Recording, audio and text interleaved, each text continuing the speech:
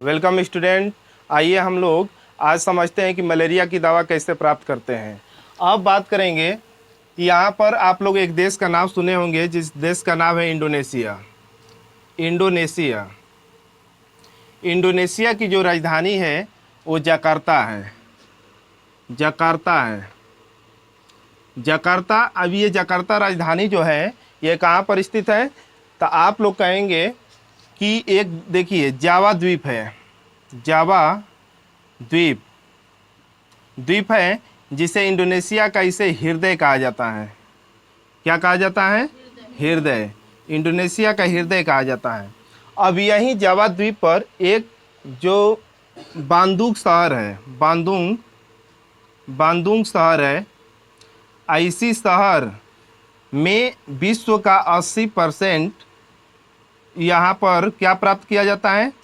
Malaria का दवा। अब मलेरिया का देखिए अब कैसे उत्पन्न किया जाता है, तो यहाँ सिनकोना की छाल होती है। सिनकोना की प्राप्ति होती है। सिनकोना की प्राप्ति होती है। ऐसी सिनकोना की छाल से, सिनकोना की जो छाल होता है, इन्हीं से कुनैन की प्राप्ति की जाती है। किसका प्राप्ति की जाती है? कुनैन। और जो कुनैन होती है, इसी कुनैन से क्या बनाया जाता है? मलेरिया की दवा। मलेरिया की। लेकिन आप लोग जानते हैं एक अफ्रीका महाद्वीप में स्थित जिबूती देश है। कौन सा देश है? जिबूती देश। इन्होंने एक रिसर्च किया है। अब उस पर बतलाया है कि देखिए आप लोग पहले से पीएम और सीएम का तो नाम जानते होंगे, लेकिन ये एक जीएम उत्पन्न किया है। अब जीएम का मतलब होता है जेनेटिक मॉडिफाइड। अब ये करके क्या किया है, चलिए देखिए। इसमें डीएनए में कुछ परिवर्तन किया है। डीएनए में परिवर्तन करके देखिए, आप लोग पहले से जानते होंगे कि इजिप्टाई जो मच्छर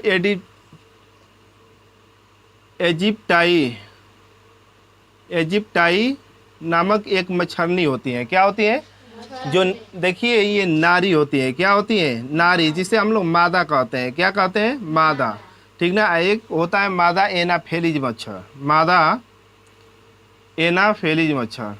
अब ये जो होता है, देखिए जो इजिप्टाई मादा जो होता है मच्छरनी, ये मादा जो होती है, इनसे जो ये जो काट देती है तो क्या क्या बनता है? देखिए पीत ज्वर होता है। पीत ज्वर होता है। डेंगू होता है। क्या क्या होता है? डेंगू। मलेरिया भी होता है। क्या क्या होता है बाबू?